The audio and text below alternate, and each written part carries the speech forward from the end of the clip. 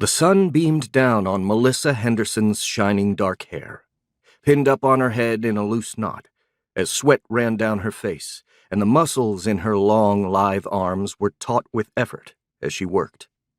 She was lost in concentration, sanding a door of the house in the Berkshire Mountains in Massachusetts that had been her salvation. She had bought it 4 years before. It had been weather-beaten, shabby, and in serious need of repair when she found it.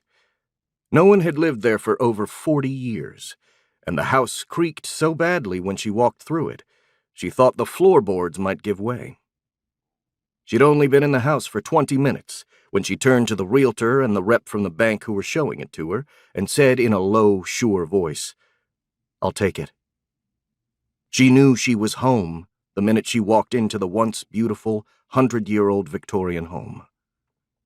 It had 10 acres around it, with orchards, enormous old trees, and a stream running through the property in the foothills of the Berkshires.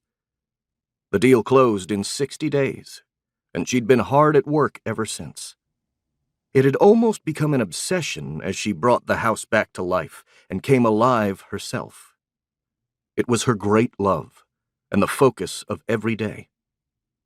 She'd learned carpentry, and made plenty of mistakes in the beginning, taken a basic plumbing class, hired a local contractor to replace the roof, and used workmen and artisans when she had to. But whenever possible, Melissa did the work herself. Manual labor had saved her after the worst 4 years of her life. As soon as the house was officially hers, she'd put her New York apartment on the market, which her ex-husband, Carson Henderson, said was foolish until she knew if she liked living in Massachusetts. But Melissa was hard-headed and determined. She never backed down on her decisions and rarely admitted her mistakes. She knew this hadn't been one. She had wanted to buy a house and give up New York for good, which was exactly what she did, and had never regretted it for a minute. Everything about her life there suited her, and was what she needed now. She loved this house with a passion, and since moving there, her whole life had changed dramatically.